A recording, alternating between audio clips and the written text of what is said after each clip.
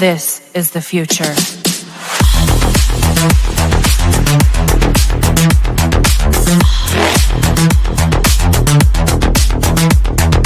Evolution.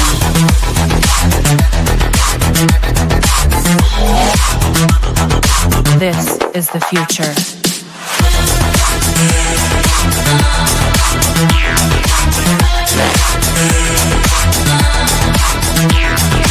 Evolution.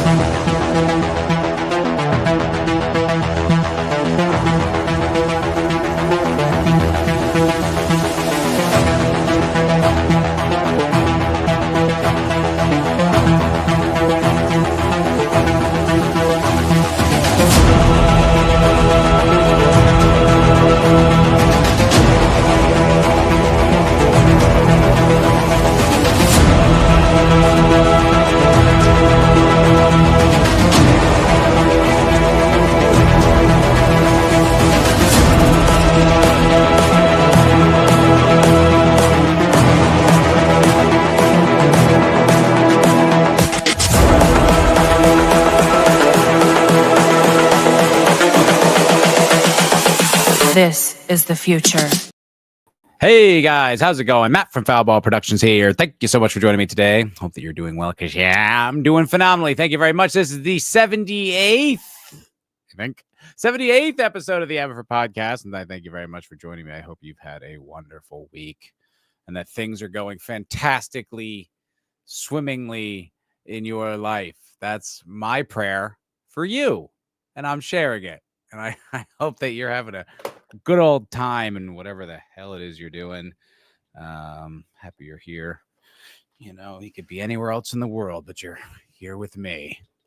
Maybe you should think about that. Maybe you should reflect on your choices. Shit. I hope you guys are doing well. I'm here rolling solo, I think, today. You know, kind of flexing it out. I have some things. I try not, I don't like announcing things before I do them, because then I don't do them, and then I feel like an asshole, you know, if I just like talking shit, and it also makes me look inconsistent. However, I can announce this. Hello, Courtney. Good to see you. What's cracking? What is cracking? Sentient Dildio is here. What's up, nerds? Noise shirt. Rewatching season 2 right now. You know, I think I might be down for a rewatch. At least maybe like a little bit of a dabble. Because so the other channel that I do, Foulball Film and Television. Now, admittedly, I haven't done much on that, only 2 videos, but I have lots of ideas. And I just recently completed a video that I'm super proud of. It's like literally years in the making, mostly because I procrastinated it or avoided it, but I did work really hard on it. And I put a lot of research into it, and I recorded it kind of a little while ago and let the editing process kind of wane, but I finally finished it. The only thing I'm waiting for is for the algorithm check, you know, like where the YouTube algorithm where they scan for copyright material has gotten so much better. It used to be only for like particularly long clips, it would even pick it up. Now, if it's like a few frames, it knows. So I uploaded a video about the movie Layer Cake. It's a movie that I really love, and it picked up every single frame that I used. And I used a lot. I mean, I'm talking about the movie. So I submitted the dispute like 3 or 4 days ago, and nothing has come of it yet. And I don't want to make it public until I clear the dispute, because as I understand it, the YouTube algorithm kind of tends to not favor things that have like copywritten content in it. So I want to wait until that clears. And once it does, I will be able to release it. And I hope that you guys will like it. I think it's going to be really cool. I will share it on this channel and share it on social medias and all that type of stuff. But it's a video that I really want to put out. So in regards to the Noise shirt, there's definitely some more expanse videos that I'd like to make. I'll call Mr. Beast. He'll fix it. Yeah, just call it Mr. Beastie. That guy's permasmile creeps me out. That like look that he always puts in his thumbnails. And the weirdest thing is, apparently he spends like thousands and thousands on every single thumbnail. And if it's not perfect or the video underperforms, he like takes it down and fixes it. And he's like real obsessive about it. But like, well, why can't you make a more human looking face then? If you're curating it that much and you're spending that much energy on making this thing like, you know, perfect, like a work of art that's guaranteed for high engagement, like how come you can't smile like a real human being, Mr. Beast? But yeah, he's got dead eyes, right? It's really weird. It makes me uncomfortable. I don't like it. I'm just like, I don't think I will say he does good content, right? Like, I mean, I've clicked on a video or two and he sets something up in the thumbnail and he pays it off pretty early. He's like, this is what it's going to be. Here's what we're doing. And it's like, oh yeah, like from a craft point of view, I respect what he does. It feels like slop content to me. Like you know, I find myself on occasion clicking on videos where it's sort of like, I know I could probably just Google this to get the answer, but I'm curious, you know? And the videos are always like, it's like 20 minutes long and it'll be like, in 1993, the United States government did something that'll blow your mind. And you're like, just tell me what the thing is, you clickbait son of a bitch. But they get me. It works. Like I watched a whole video on how the United States government deployed beavers to help restore the wetlands in Arizona. But you know, the way they framed it was like the US government put 100 beavers in the desert and the results were crazy. And it's like, kinda, I mean, it was a wetland. There was a river. It wasn't like they just put them in the middle of the desert and like a marsh appeared. You know, it had formerly been a wetland and then it got destroyed. So I was like, okay, you know, and there's definitely a fair amount of videos like that on YouTube that, you know, I find myself frustratingly clicking on, and I never want to produce content like that. I never want it to be like, you're like, okay, fine, I'll watch whatever crap this is just so I can get the answer. You know, it's a little like some videos where the payoff is at the end is actually really good. Like there's this Italian guy, I can't think of his name, but you guys might know him because his videos do millions of views. And he does like, I made the most powerful homemade slingshot, you know, that the world's ever seen. Or, you know, he had one where he made like a flaming sword and one where he made like a sword that was almost like perfectly invisible. And then recently he did, it was like a slingshot crossbow, right? So he had like a recurve crossbow and like wound it up and then like fired like these giant like 50 caliber like ball bearings or 50 millimeter. They're big either way, ball bearings at like, you know, a crazy amount of force. And he takes you through the whole process and he's pretty charming. And he, you know, he shows when he gets stumped and it's like, it's good content. That's the type of thing where I'm like, okay, I'm not just here for the payoff. I enjoy watching the process that you've put together, but that is rare. That is super rare. For the most part, you're just like, okay, you had a clever idea and it's a clever payoff. And the rest of this is kind of just filler.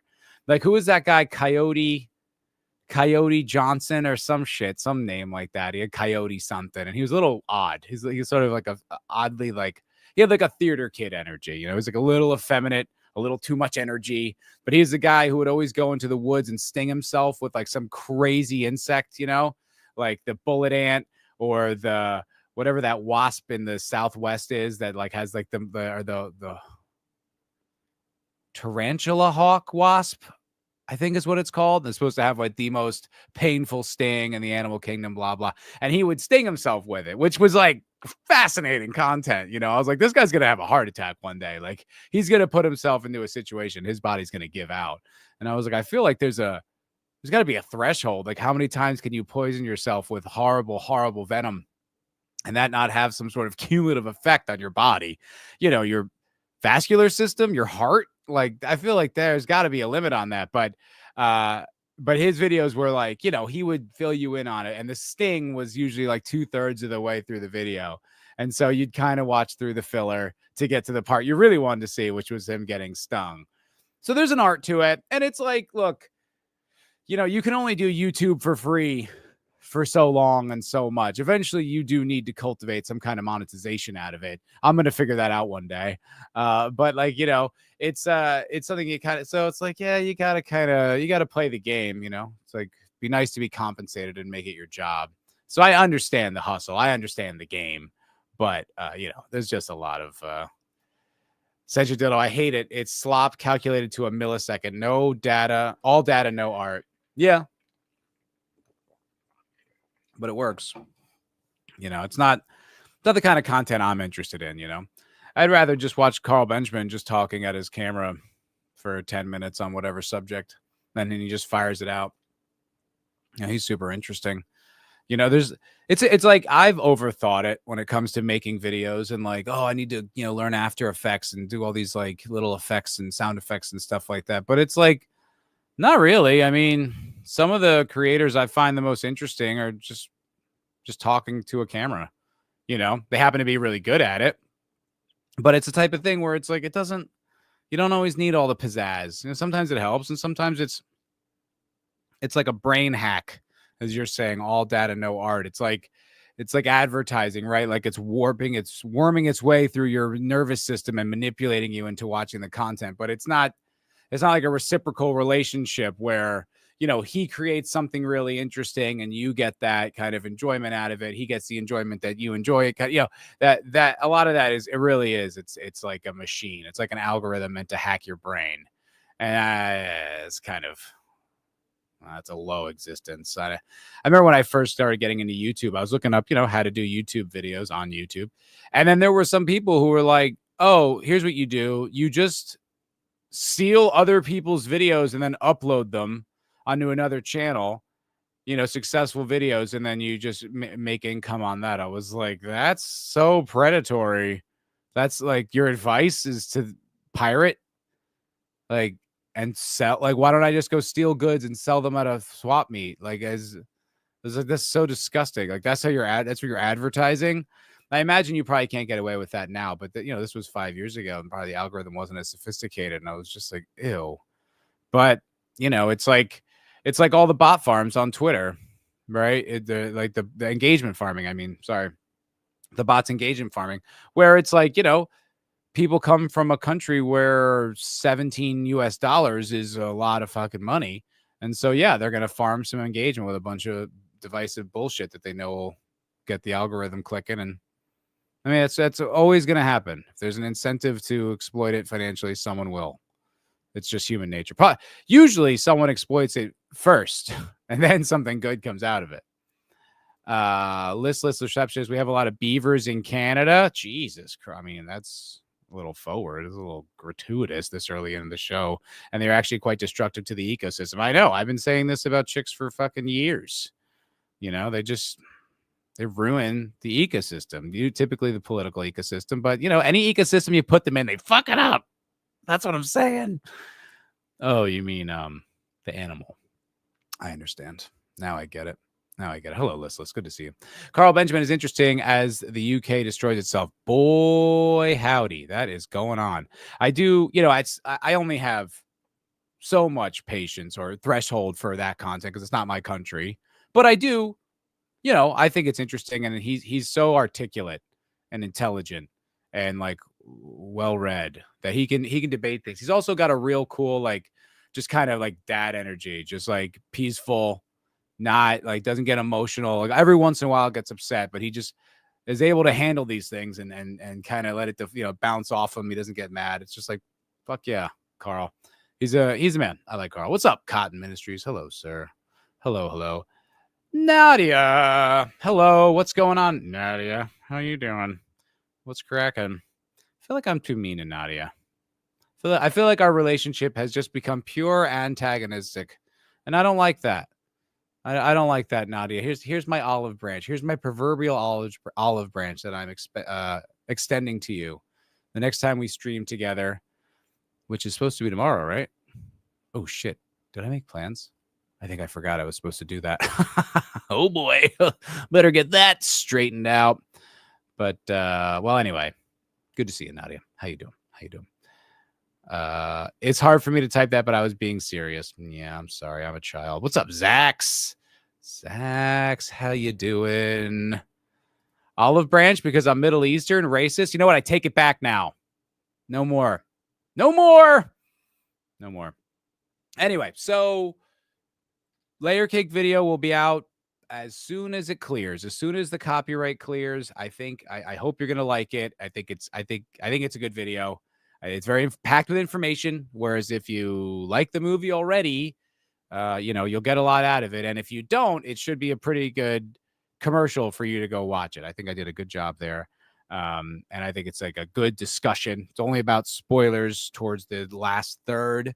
So, everyone can engage with it. And I hope that you like it. As soon as as soon as the copyright's cleared, it'll be out. So please go watch it. Other thing, I think plans are still in the works. So I hesitate to announce this, but I'm kind of excited about it. I think I'm going to do like this show kind of, right, where I do the MFer podcast every Tuesday. And I think I'm going to do like one kind of condensed, like written version of this show every week that'll kind of cover like whatever current event topics were sort of trending with hopefully some hilarious and searing insight. I think it'll be released on Saturdays. So I'm still working out the kinks. Michael might be a part of it, might be as like a writer or producer kind of thing. So just keep an eye out for that. And I hope that you guys love everything that I do here. All the energy that I give to you wonderful people. I hope that you appreciate it because I appreciate you guys hanging out with me. I sure do, especially when I don't have anything to talk about. And then I can just click on the chats. Make my job easy. Listless. I don't understand the phrase orgasms to fight the patriarchy. Isn't it supposed to be partying with the patriarchy? Well, I think for fun people, it's supposed to be. But for some people, art takes many forms, and throughout the years and all the different mediums, many people have chosen to express themselves and create art in the ways that suited them the best. And this particular story, I guess this is her true medium coming on stage in front of people. Look, far be it me to judge another artist, how they choose to express themselves and, oh, dang it. Here we go. Get their message to the people. It's not for me to judge. It is for you to judge. Oh boy, I'm getting some. Oh no. I hope that I'm still broadcasting because my computer is freezing up right now. Dude, these news sites, you think that YouTube or whatever website uses a lot of RAM? News sites use like a gig a page. I have a list of links. I don't keep the news pages open in the background because they just freeze my computer. Like I have a lot of RAM on this computer and it just chews it all up. Choose it all up. All right, so let's talk about this story here. There we go. Okay. Woman orgasms on stage every night for good reason, not to be a shallow attention whore masquerading her sexuality as art. This is performance, and it is for a good reason. Just like to let you all know that. Okay? Art can take many forms. And one did I make that same joke? God, I suck. Jesus Christ. Art can take many forms, and one woman is using her sexuality as part of the Edinburgh Fringe show. Art can take from oil on canvas to dance to the human body. It doesn't have to be stuffy galleries and paintings of landscapes or flowers, as one woman is setting out to prove. One performer is bringing an unconventional show to the Edinburgh Fringe Festival, performing as Betty Grumble in Betty Grumble's Enemies of Grooviness Eat Shit. I'm already exhausted by this story. I suck good. Thanks, Sentient Dildo. That's nice. That's I think that's a gay joke. This would be my presumption. I'm going to read that. She calls herself an eco-sexual sex clown.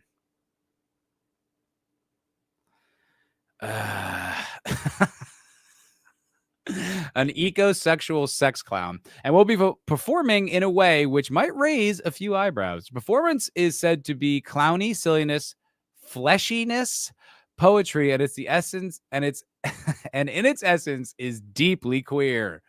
I would say this is queer as hell. And if I found out that someone I knew was gonna do this on stage, I'd be like, don't do that. That's queer. And inspired by drag act and burlesque. Emma Mae Gibson, who performs as Betty Grumble, blends sexuality and art in her new show. A sex clown. Yes, listless. What? Don't oppress her. Don't try to silence her, okay?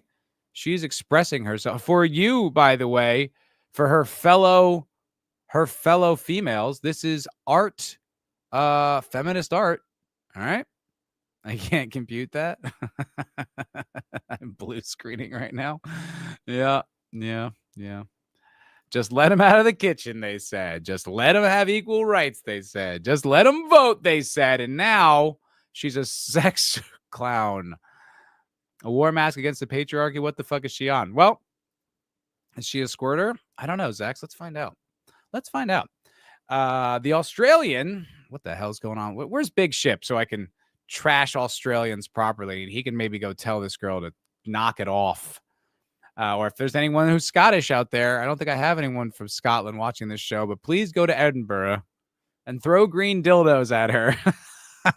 That seems to be the new way to that's our generation's rotten fruit, is throwing green dildos at performers you don't appreciate. The Australian said her show is a war mask against the patriarchy, and her performance involves her masturbating and orgasming on stage every day. Could you imagine? You know, you're going out to some like artsy fartsy, like let me all feel smart and cultured type of thing, like Edinburgh. It's like this, you know, ooh, like art. It's a blend of all different types of performance arts. You'll get some storytelling and some stand up, and then there's just some girl flicking her bean up there. Like, okay, I guess art does truly take many forms. Possible punters are forewarned about sex scenes.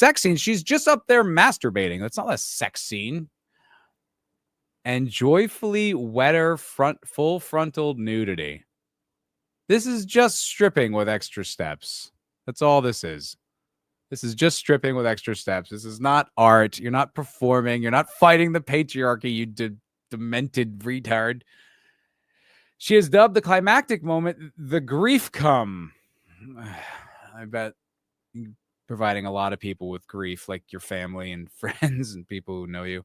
Following the death of a close friend and her horrifying experiences with domestic violence, she revealed, "I did it last night, and I actually had an orgasm in my I hadn't actually had an orgasm in my personal life in about a little while. Maybe a week and a half," she says. "First time I ever did the show, I was so nervous. I didn't fake it. I just didn't have the type of clench release orgasm that some of us had. It didn't happen for me." Listen, you know what? Like with all performance art, okay, it's challenging. You know, your nerves can get the better of you. You get flop sweat, and sometimes you don't come on command. Sometimes your orgasms aren't clench release enough to truly make your point. What the fuck message could she possibly be sending? You know, like other than being like uncomfortably like turned on, she's naked up there just like masturbating. Like how long does it take her? Like a few minutes? Does she prime herself, or does she, you know, is there like an act 1 and act 2 and then she jumps into the masturbation part of her performance?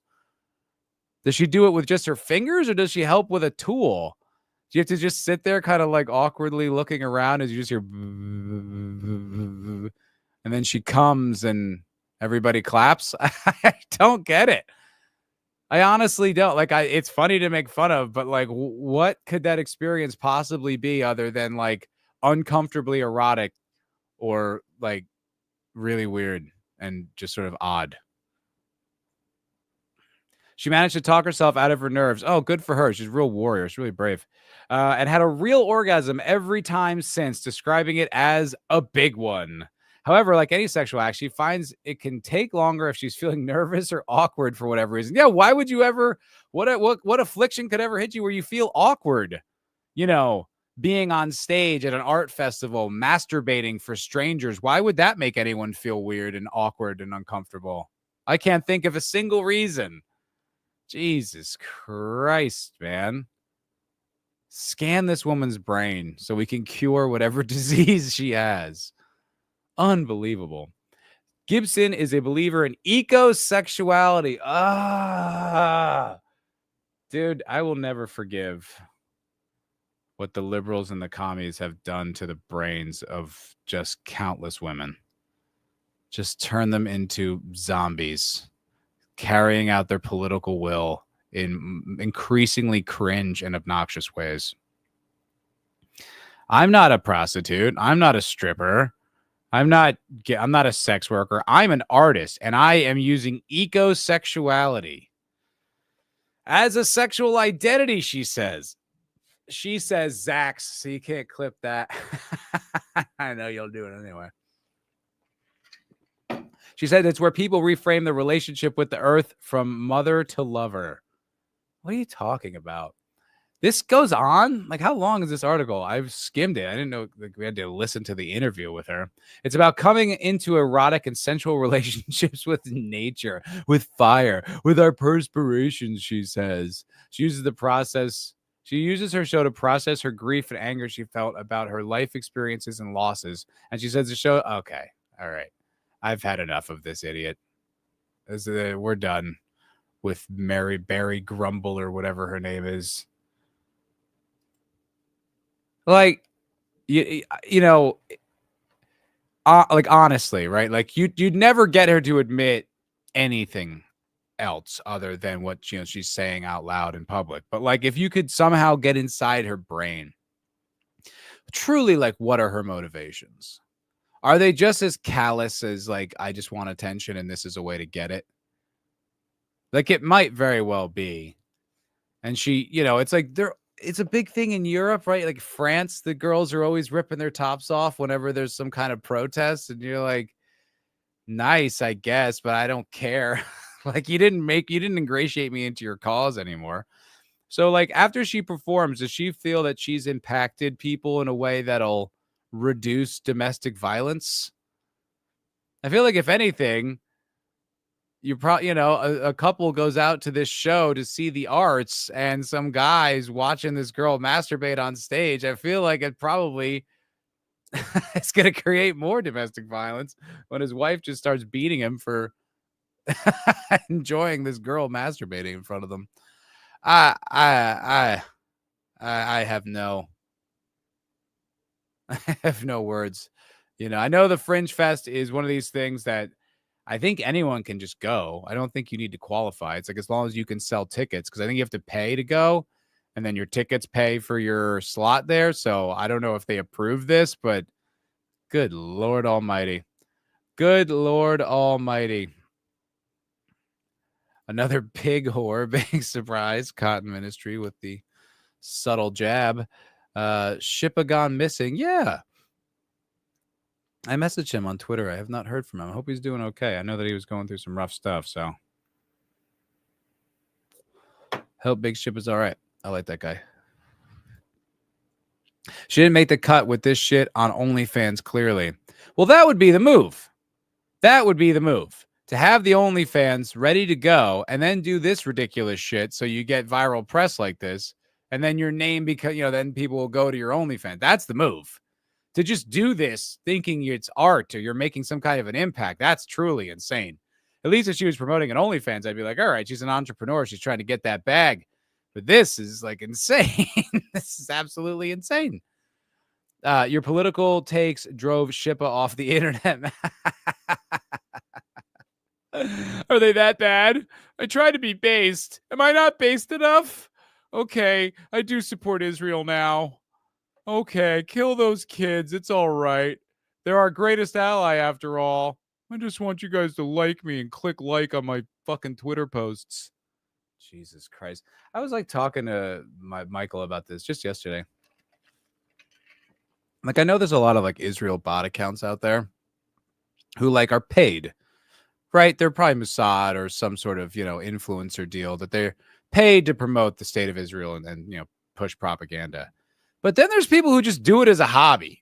And I'm like, for the love of the game, you're promoting genocide? Like, that's just fun for you? You're just like, you're that committed, and it's not even like their influential accounts. Like, that's kind of their bread and butter. It'd be like 250 followers just being like, the IDF doesn't kill anyone innocently. You're just like, holy wow. Yeah, just for the love of the game. But anyway, I am going to get into that in a little bit. I'll try to keep it fun. I'll try not to take too seriously because I know that's not fun to watch. But I agree, Ascension Dildo, that her art was quite powerful, quite powerful. This is where the saying "keep your pants on" has never been more relevant. Yeah. I like in a strip club, like the vibe is kind of like, all right, these girls are naked, and it's sort of the thing, and it's fun for what it is, but everyone's there for that reason. You kind of know you're doing something kind of creepy when you step into a strip club. That's an art festival.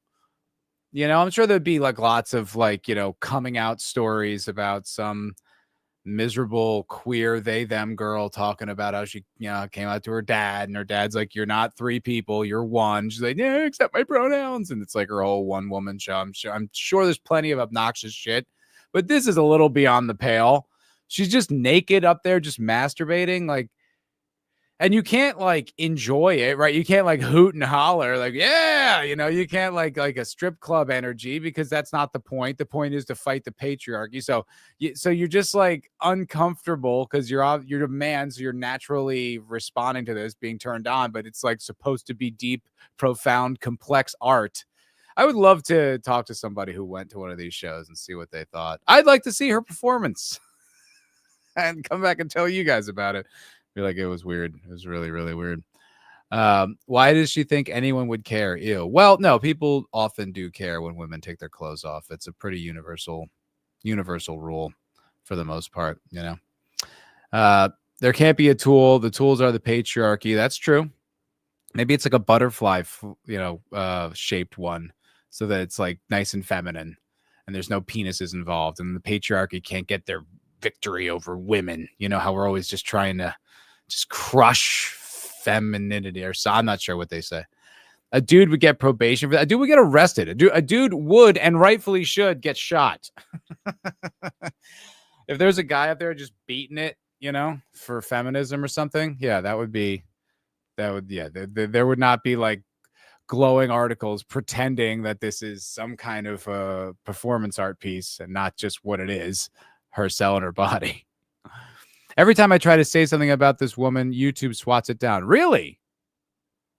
I don't know. I don't know. I don't chat as much as I used to on live streams, so I don't know how censorious, use that word correctly, censorious YouTube is with their chats. I don't know. I'm not sure. That sucks though. I don't like all the censorship, but I feel like YouTube's getting better. I've seen some really base stuff recently where I was like, whoa, where'd that come from? This guy like talking about like the history of Rhodesia, and he's just, this whole thing with Zimbabwe and the Rhodesians, and you're just like, whoa, it's pretty based. This is honest history, and been up for a week, has 85,000 views or whatever. You're like, yeah, I think YouTube's pulled off the reins a little bit. I mean, you still get the warnings. I think I was watching a Sam Hyde clip. No, it was Tucker Carlson. It was Tucker Carlson and Candace Owens. Did you guys see that? That is hilarious. That's just fun. That's just a good time. I recommend watching that because it's hilarious. Like, what Candace is asserting is funny.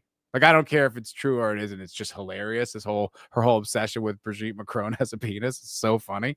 But then like Tucker just taking it. So why would that be? Why would they say that? Oh, they don't have a soul. Okay, well that, the whole Tucker, the Tucker with that confused face, but he's just setting up his guest to say what their big thing is, their big punchline.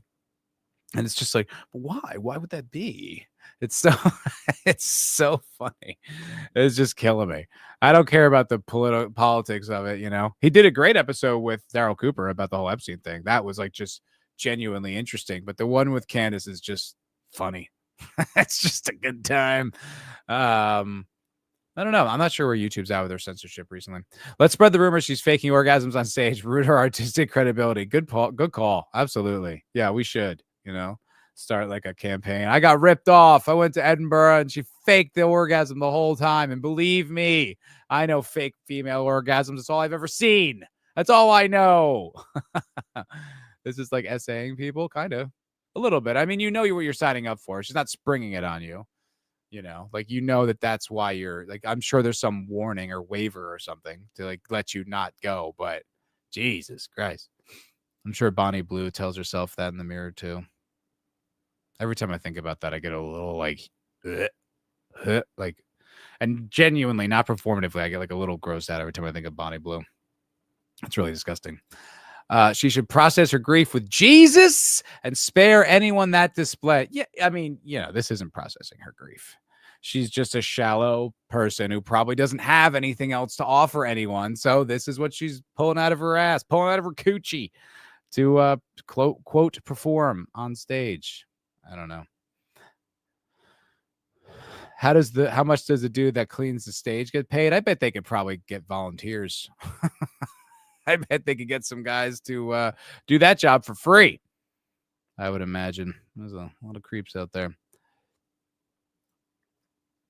I went to one of those live sections in Amsterdam, and it was really corny. Those are the women in the display cases, as it were, on the streets. And Senshin Dildo says the red light district is incredibly cringe. Really? Can I get some details on what the... I don't know anything about it. All I know is that it exists and how seedy, but like, what is it like Walmartified?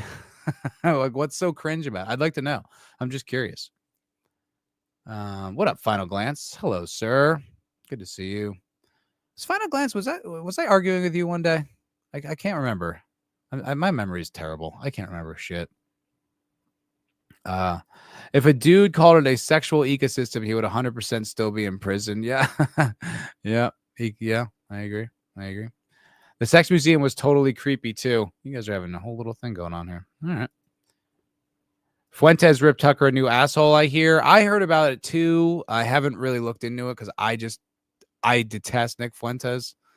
Detest is the wrong word, but I'm like, what is the strength of this guy, right? Like, I'm not saying he's a type of guy who shouldn't exist. I don't believe in that. But what is his good side? What is the good of Nick Fuentes, right? Like, and I don't mean to be like, oh, he says bad things about the Jews, therefore, you know, it's not good. I just like I saw like an interview he did, or like a snippet of an interview he did with Candace, and you're just like, yeah, okay, so you hate Jews. I mean, it's like, I get it, but it's hard to listen to you now, because I know it's impossible for you to be objective about this. And now everything you're saying is like a bigoted point of view. So it's not worth me listening to. It's like, all right, well, you could be lying. You could be exaggerating. You could be ignoring evidence because you yourself told me you're bigoted. So now I'm not that interested. You know what I mean? You're like, all right. I mean, you are, it's impossible for you to be objective. So that's boring to me. I don't care. And what is he like right about, or what is the thing that he's really good on that like he just, for some reason, I still know who this fucking guy is. I just want to be rid of this guy. But I'm always aware of him. Somehow he's still in the conversation. Like, what does he do he deserves to still be somehow mentioned? Oh, that guy. Do you think Candace is just doing a bit? No, I do not. You know, I think she is the type of person who gets caught up in things and then really they consume her. And then she may play it up, you know, for her audience, or maybe that's just her personality. But no, I think she is full bore with this. I mean, that Brigitte Macron thing, the becoming Brigitte thing, is like 12 hours long or something. It's like, excuse me, many, many parts that she is putting out there. And it is, you know, like that I can't imagine that that's all an act. That's all a bit. I mean, people always accuse Alec Jones of doing a bit. He's an act. I don't know, man. How long can you keep that act up for, you know, without winking once in a while or without breaking character? I don't think so. I think this is really who she is. I argue with you every day. Oh, what's up, Mike? You have so many pseudonyms. You have so many fucking pseudonyms, dude. You have like your Twitter pseudonym, this pseudonym. Just go by Michael, Matt's friend Michael, and then I'll know. and then I'll know. See, my memory stinks. So the red leg is cringe because you have women in storefront windows trying to look sexy and men in line to be with them. Yeah, that's not something you want to witness. That's cringy. You also have a giant statue of a wiener. It's a fountain, actually. Oh, because sex, penis sex. That's pretty lame. I mean, I guess that's like the point. Is it supposed to be sexy? But it would be really uncomfortable if they were bad at being sexy. That's the worst. Whenever someone's trying to be sexy and they suck at it, you're like, oh, stop. Just please, for the love of God, stop. Have a sex museum with cartoon characters doing things painted on the walls. Yeah, all right. I just heard about it. I don't care about any gay ass drama. No, me neither. I don't care about it. I'm just annoyed to continue to be somehow aware of Nick Fuentes. I just want him to go away and fade into whatever obscure little part of the internet he's going to go live at. For some reason, I just feel, we have like Tucker Carlson. Think of what you want, but he is having on the people that are like the most in this conversation right now.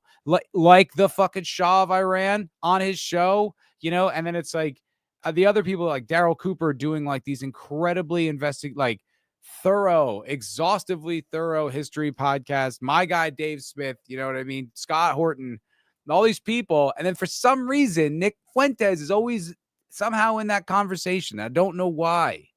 Can't stand that little twerp. Shut up, you little virgin bitch. I hate you. Like, why do I have to listen to you? Why am I aware you exist still?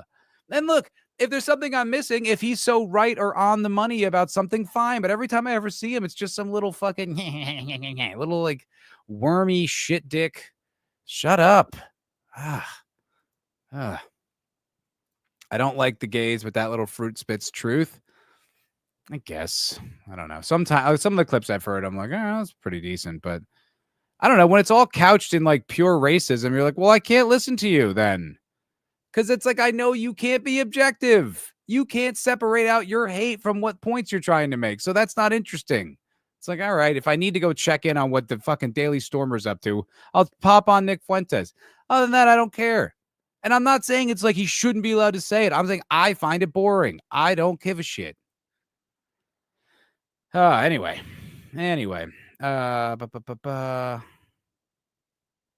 Nothing about the red light district is sexy. Oh, shit. What did I do? All right.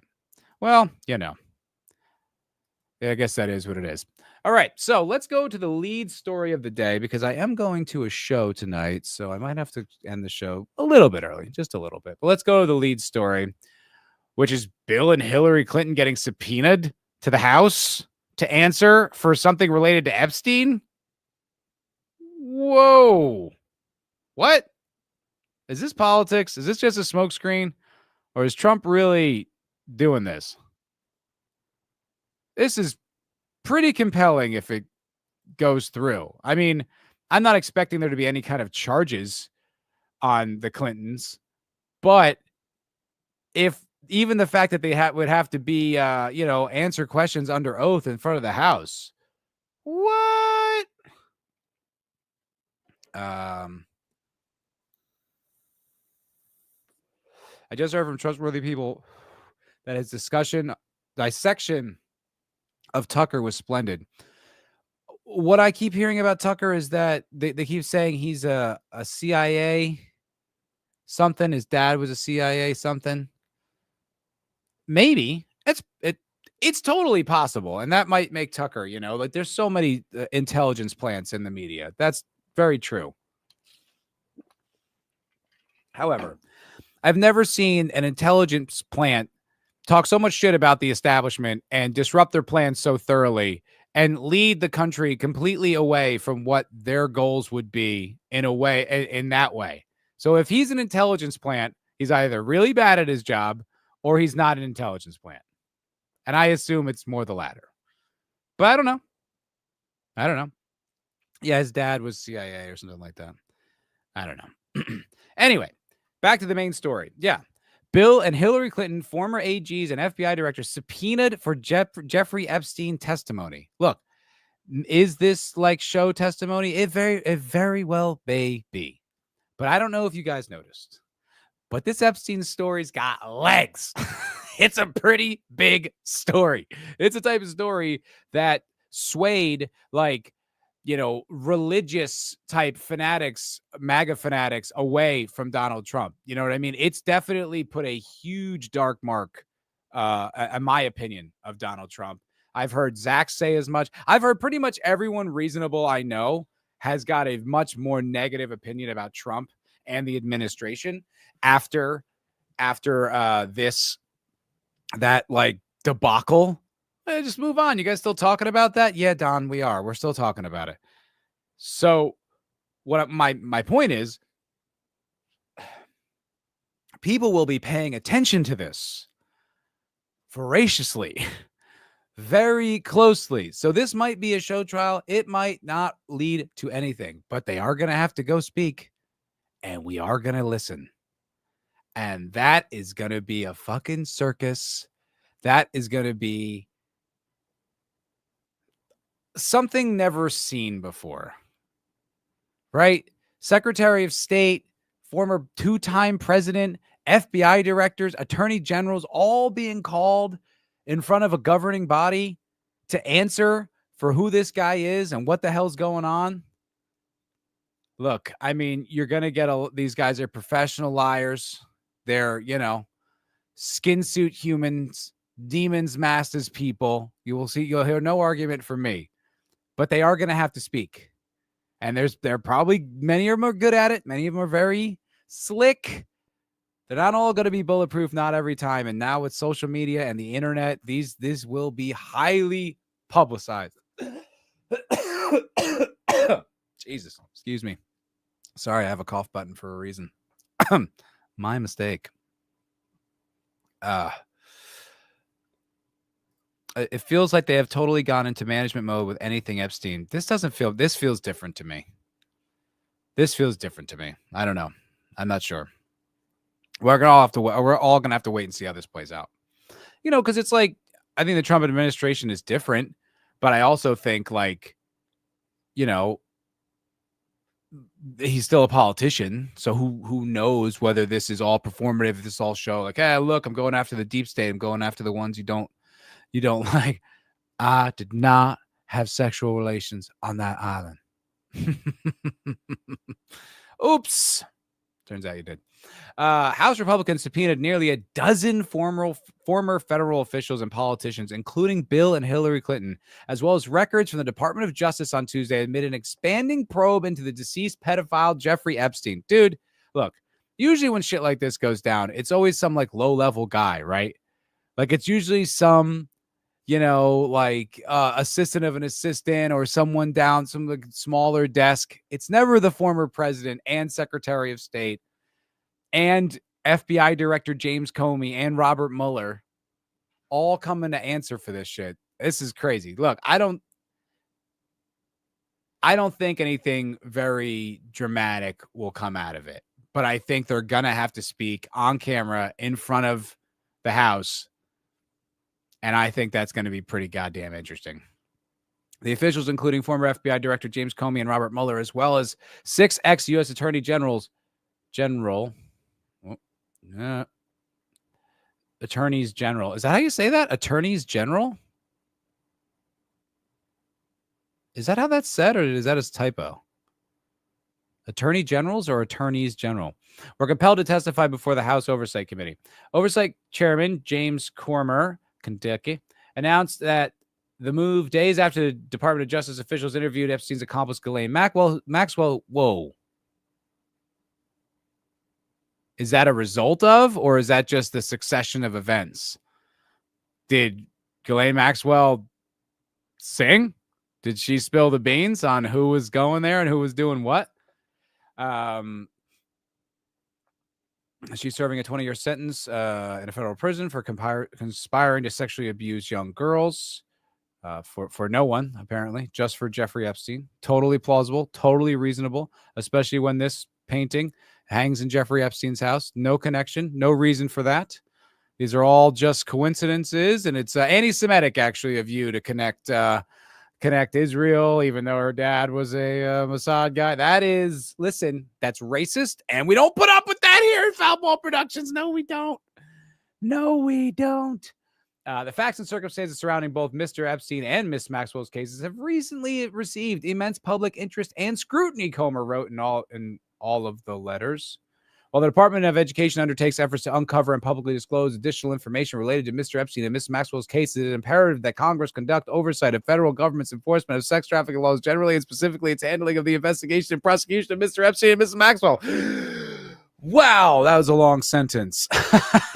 But I said it all in one breath, technically.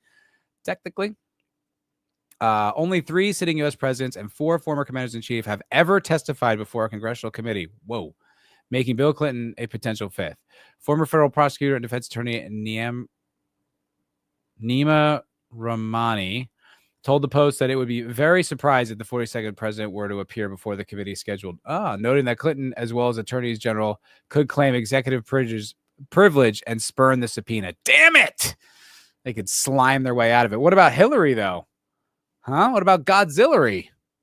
Can she claim that? She was never the president. Thank God. Thank the Lord. Thank Jesus Christ himself.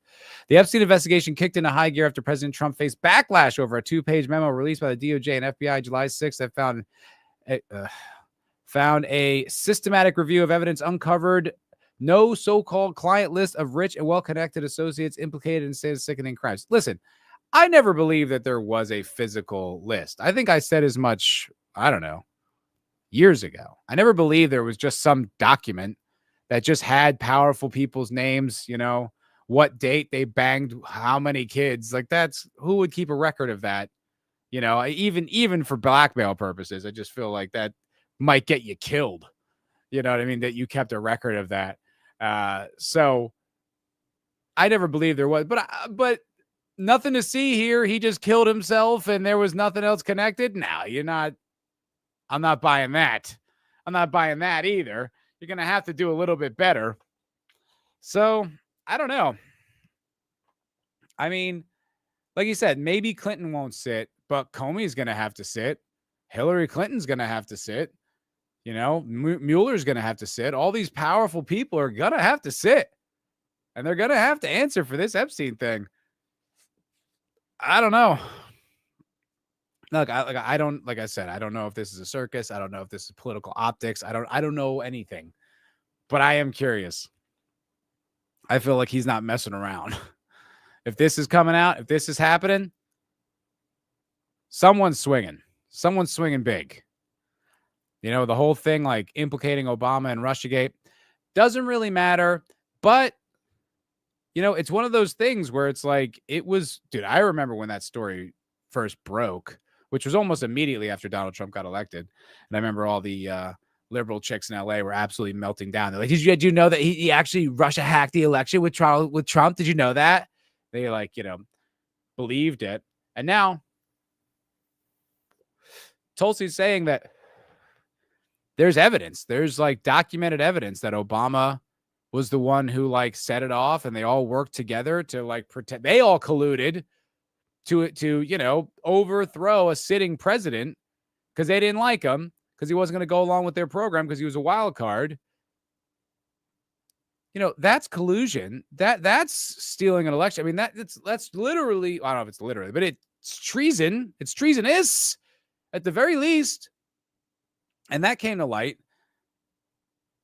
I don't know what it does, because I feel like if you didn't believe it, if you believed it was real, I don't think 8 years later, 8, 9 years later, you're going to change your mind dramatically. We're going to be like, whoa, I was lied to. The Obama administration wasn't all they were cracked up to be. It's like, maybe if you were young, if you were a younger person, maybe you could kind of be like, wow, I guess I was just tricked or something like that. But I feel like if you fought this way for this long on that particular position and point of view for this length of time, if you still aren't convinced, or at least aware or open to the fact that the Democrats are spectacularly corrupt, this probably isn't going to do much for you. But on the other hand, it's now public record. And it's out there. And, the, what's her title? The head of intelligence. What else? She's got some title. Tulsi Gabbard. I mean, I don't know. This is pretty interesting stuff, I think. it would be a lot better if Trump handled Epstein better. You know, if Trump didn't botch the Epstein thing so much and didn't say the most just ridiculous, dismissive thing. Like, what are you guys still talking about that? And there's, nothing. Pam Bondi. I thought there were truckloads of information. Pam, what happened to that? All gone. Bongino, Kash Patel. Oh, no, he did. He killed himself. It's exactly as if all that didn't happen, I would be like, dude, look at this guy can't miss. He's just crushing, base clearing bombs every time he gets up to bat. But now I don't know. It looks good. If you take the fact that, I don't know if he tried to cover it up or if this is some 14D chess that he's playing where he's like, it's nothing. And then like around the behind, he's going to get everybody. It could be. I mean, Trump's done that before. He does blinds, double bluffs. He does all that. You don't know. It's a tough one to swallow. It's a tough one to believe. I'd like that to be the case, but I can't be an idiot here either. So maybe it's a whole big thing. I don't know.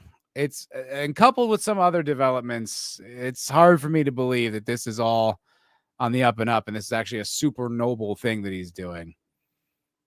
I don't know. That's it. Thank you, DNI, Director of National Intelligence. You are correct, listless. Thank you very much. I was trying to think about that.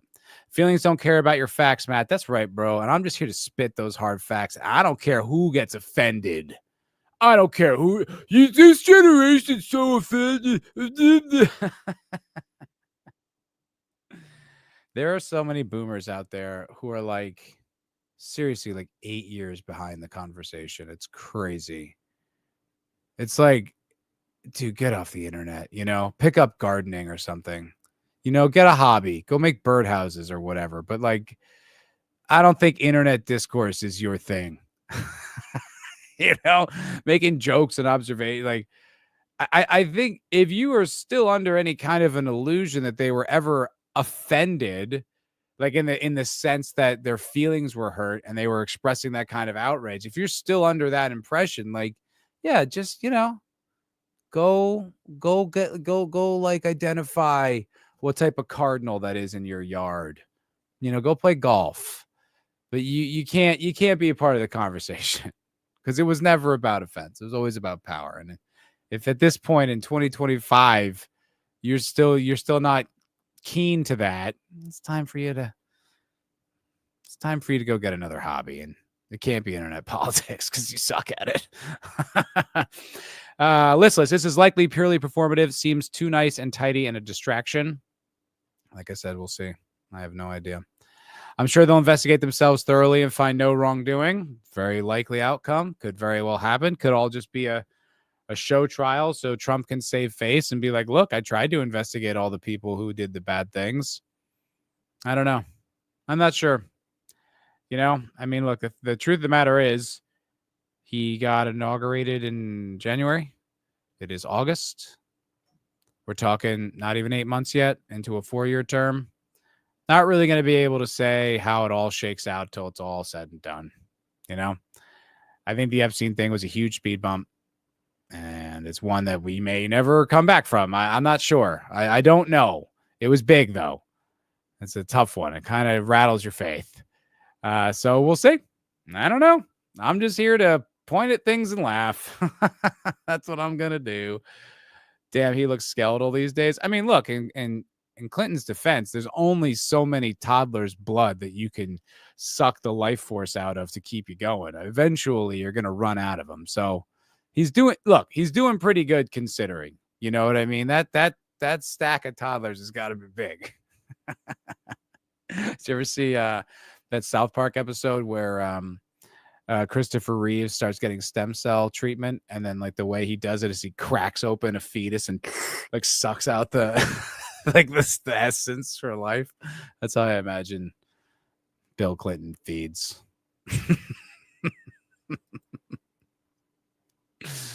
Oh my word. William Richards, hello. The process is the punishment. Never forget. Look, yeah, I'm with that as well. I mean, I think that is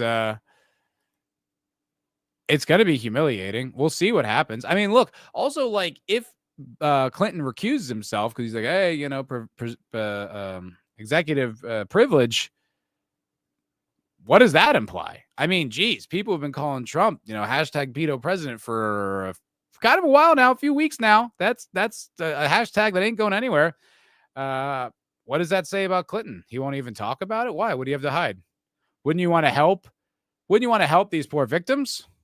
Right? Wouldn't that be what you'd want to help, find everyone that was involved in harming them? If not, I mean, well, that's pretty damning. So I feel like no matter what he does, it's going to look pretty bad. Simp for Jesus, Matt. Stop simping for Orange. I don't simp for Orange. It's like, I feel like simping implies some sort of like weakness, right? Like you do it, it's like you cover up flaws, or you kind of lower yourself to admire someone. I don't think I'm doing that with Trump. I think I want to believe in him. I think that he can be awesome. I think he's got the potential to be awesome. I think of all the presidents in my entire life, he's the only one who's even capable of doing kind of, quote, revolutionary things, because he's the only one that they can't control. I thought. I believed that. Turns out maybe they can control him more. But that was my impression. So I did have faith in that concept, and I don't think that's a bad thing. I don't think being hopeful or optimistic is a bad thing. Send your dildo. I don't want to be a black-pilled misery box. A misery box. I invented that expression just right now, and it's a real thing. It means something. Simping is weakness implied. Yes. He's playing 4D chess. Maybe. I'm just saying it's possible. He's done it before. It's not like outside of his capabilities. All I'm saying. I want it to be true. That's not simping. It's hope. Okay? It's optimism. It's belief, man. Let's fucking go. I want this country to be better. Liberated, prosperous, free. So I'm hoping for the best here, because that's about all I can do. I'll stream more. I'm a stream for liberty. Oh, golly. Where are we here? Where are we here? Okay. Oh, yeah. All right. You want some black pilling? I got some black pill Trump stuff for you if you want. If that's what you want. Miserable Croatian. I got something for you here. I got one for you. All right. Here we go. So this was the news. This was the news yesterday. Big, I don't think it's copium, but you say whatever you want. I applaud that, but my cynicism cannot take me to that happy hope. That's okay. I am not miserable at all. I am free. Well, good for you. Be free then. I'm glad. I'm happy for you. I'm trying to black pill for you, okay? I'm trying to misery out with you and black pill. Just kidding. The Trump administration will halt disaster relief funds to U.S. states and cities that boycott Israeli companies. That was the news yesterday.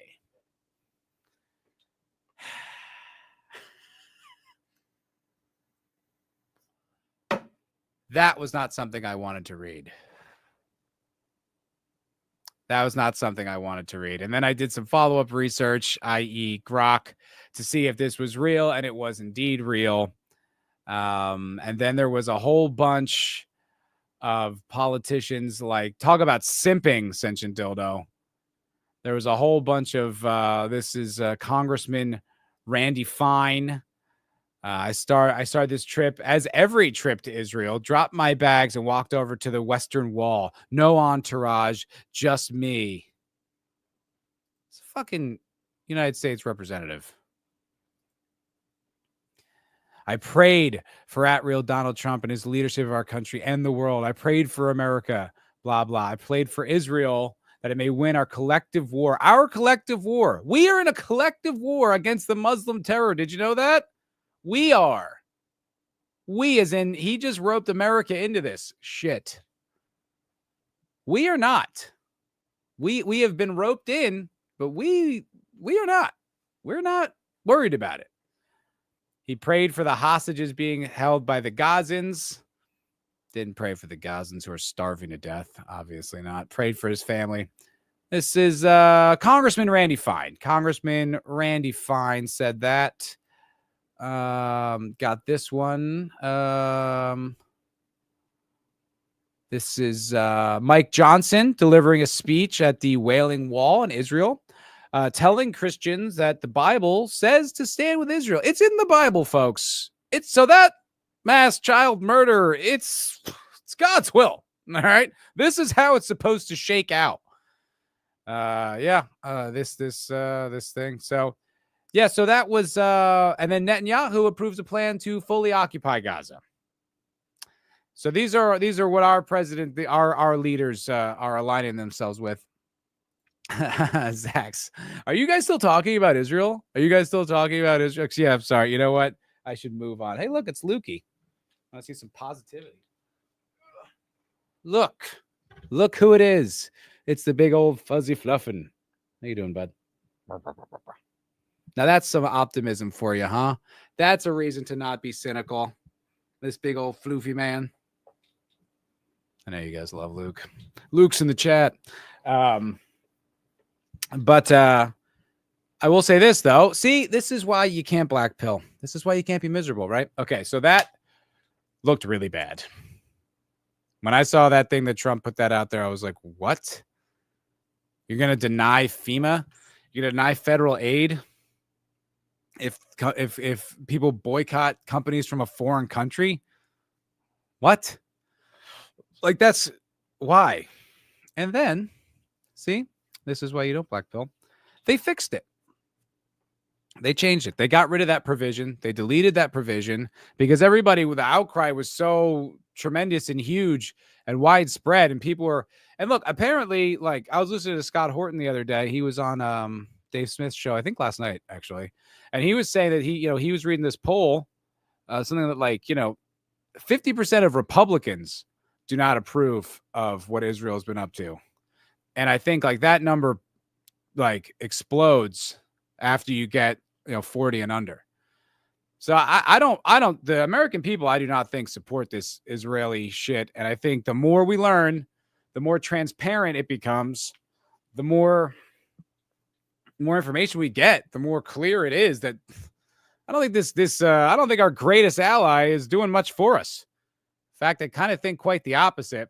And I think the more we learn, the more people are expressing that. And it's like, you can only pull down the entire populace. I mean, if there's one thing that this country seems to be united on, left and right, is that we really don't want to pay for a genocide in Gaza. We're, like, not on board with that. Like, there are, neocons and people who are, like, diehard supporters of Israel who are, like, no matter what, there's, like, literally nothing that Israel could do wrong that they would ever not help them.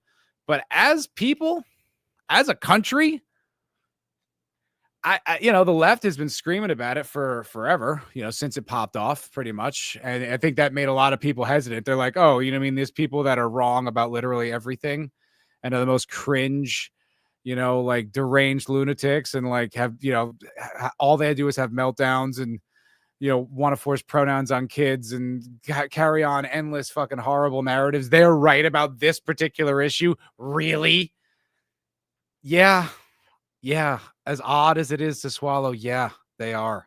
It's tough. It's like there's people I see tweeting things and I'm like, oh my God, I cannot believe I agree with Shank Unger or whatever his name is. I agree with him. I agree with Hassan. You know what I mean? Like, not that I agree with him, but we happen to be on the same side here. And it's like, oh, it sucks. It takes a lot out of you. Trust me, I understand, but they're right about this one. They're totally right for the wrong reasons.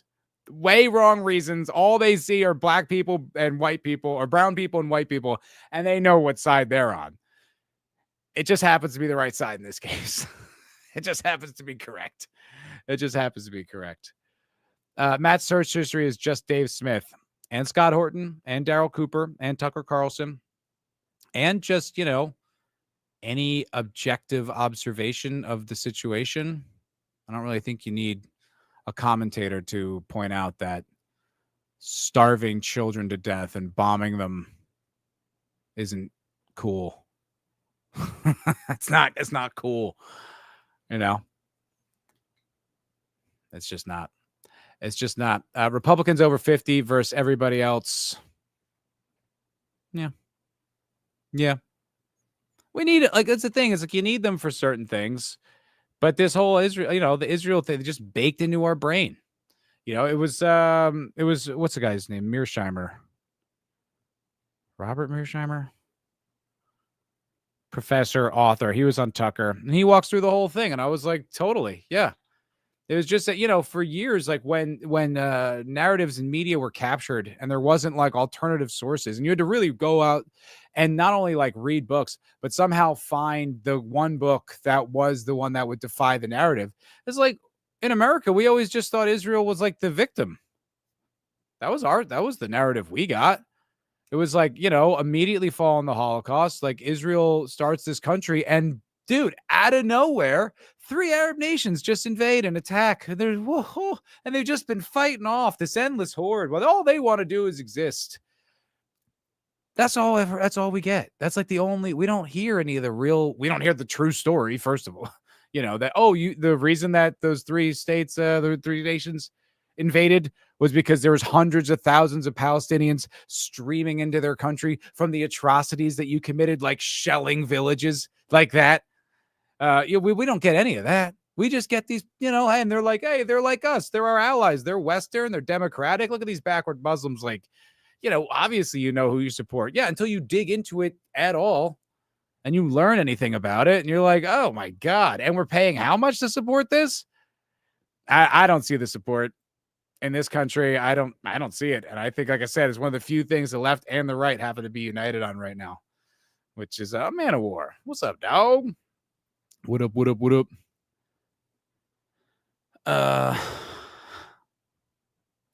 Lisa says, would you? Yeah, little kitty. Luke's the best.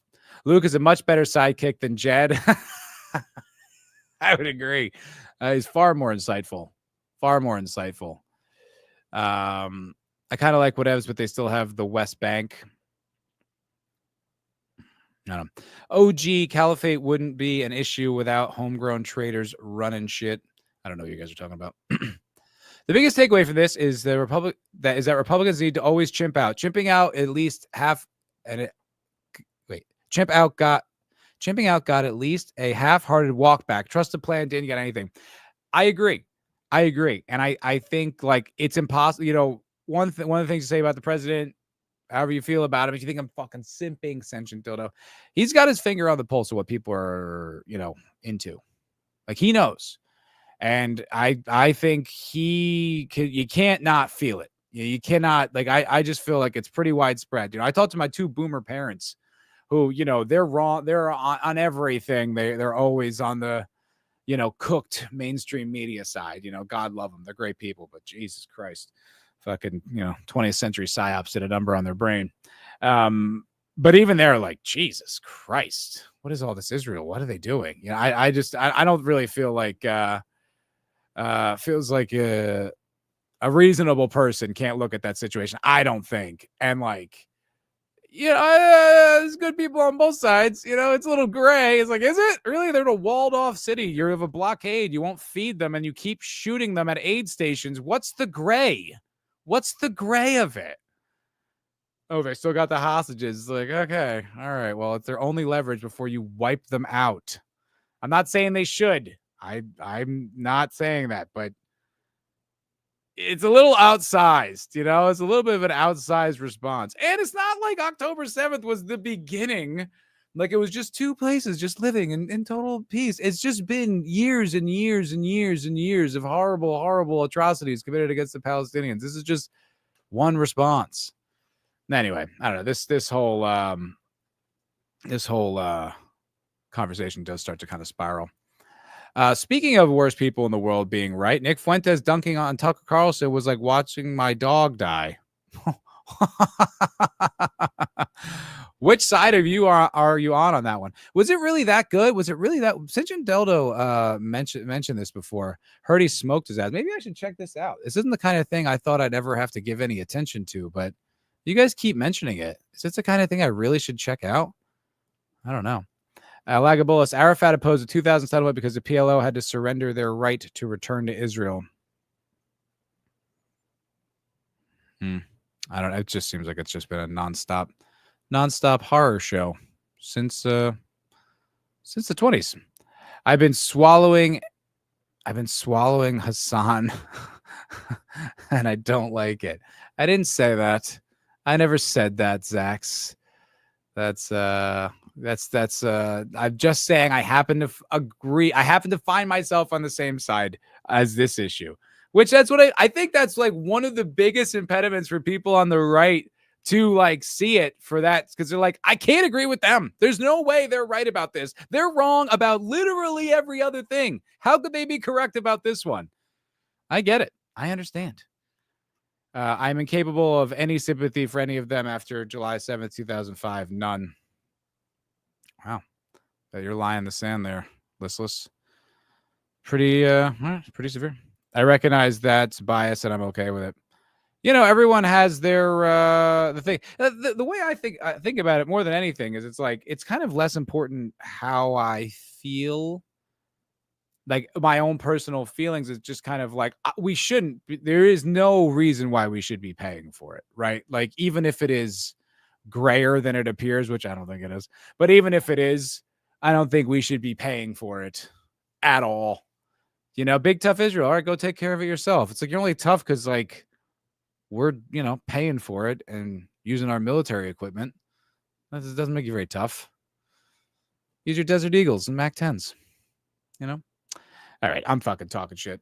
All right, guys, that's going to do it for me. I do have to wrap up just a little bit early tonight because I'm going to a show. I'm going to see a comedy show in downtown Austin, Texas. I think it's going to be a good time. So wish me luck. Like I said, I will have that layer cake video out as soon as the copyright claim releases. And I'm going to start doing that weekly show. I think it's going to be good. I think it's going to be fun. It's going to be like this, but a little more condensed. Hopefully some better jokes, but it's me. So not much hope of that. But we'll see. We'll see how it goes. So keep an eye out for that, guys. I think it's going to be a Saturday release. I think that's the plan I'm going for. So yeah, thanks you guys for watching. Have a great time as always. And I think I'll be on Zax's channel tomorrow. Enjoy the cabaret. I'm going to enjoy the woman masturbating on stage for the fucking Fighting the Patriarchy. That's actually the show I'm going to, guys. I'm going to go see the woman masturbating to fight the patriarchy. That's the show I'm going to see. But thank you guys. How can you watch comedy when there's a literal genocide? Dude, no joke. Michael was having an actual issue with that. Hi, Leslie. Hello. I was just wrapping up so we can go to the show. So, yeah, it's been real, and I will see you guys soon. Ta-ta. Adios. How's that for a slice of fried gold? Yeah, boy!